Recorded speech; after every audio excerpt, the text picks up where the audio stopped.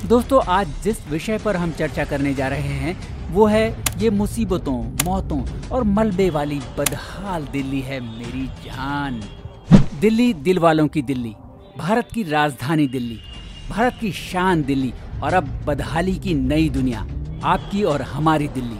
देश की राजधानी में कभी कूड़े का पहाड़ मिलता है तो कभी डूबती सड़कें, कभी आग लगने से बच्चे घायल हो जाते हैं तो कभी भविष्य बनाने निकले बच्चे डूबकर मर जाते हैं, कभी बिजली की तार से किसी बच्चे की मौत हो जाती है तो कभी भारी बारिश के चलते लोगों की जानें चली जाती हैं। घरों के किराए आसमान छू रहे हैं और लोगों को रहने के लिए दी जाने वाली जगहों के हालात बद से बदतर हुए जा रहे हैं। क्या हैं देश की राजधानी के हाल, आज इस पर चर्चा करेंगे और दिल्ली की दुर्दशा की असली तस्वीर को जानने की कोशिश करेंगे। नमस्कार, आपका स्वागत है आपके अपने चैनल ग्लोबल अफेयर पर।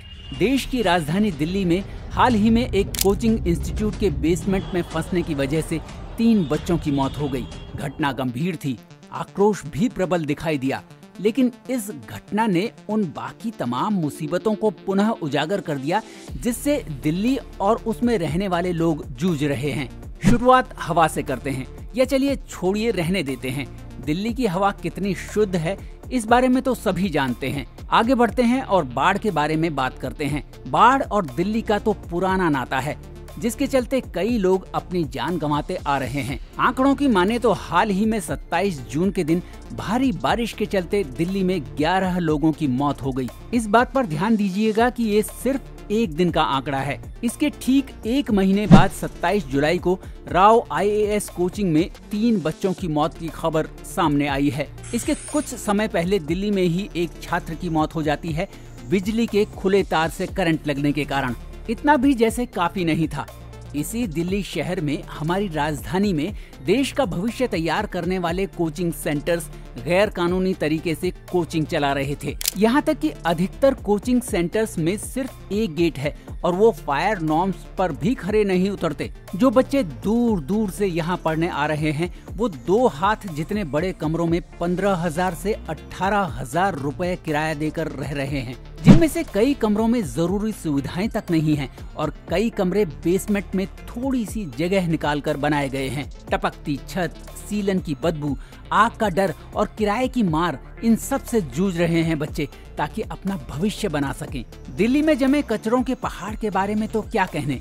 2019 में MCD के द्वारा दिए गए डेटा के अनुसार दिल्ली में 3 कचरे के पहाड़ हैं जिन पर लगभग 280 लाख टन कचरा जमा हो चुका है और अकेले गाजीपुर वाले इलाके में ही 140 लाख टन कचरा जमा है। ये हम 2019 के बारे में बात कर रहे हैं और इस वक्त 2024 चल रहा है। गाजीपुर में ये कचरा घर 1984 में बनाया गया था और इसमें केवल तब तक कचरा डालने की अनुमति थी जब तक ये 20 मीटर की ऊंचाई पार न कर ले। पर आपको ये जानकर हैरानी होगी कि 2022 में ही ये 20 मीटर पार कर चुका था और अब तक इसकी ऊंचाई 40 मीटर से भी ज्यादा हो चुकी है। बढ़ते हर एक दिन में यहाँ और कचरा डाला जा रहा है जिससे ये और भी ज्यादा बढ़ता जा रहा है। बाकी दोनों इलाकों का भी यही हाल है। एक तरफ जहाँ दिल्ली में बाढ़ जैसे हालात देखने को मिल रहे हैं, वहीं गर्मी के दिनों में पानी की कमी दिखना भी आम बात है।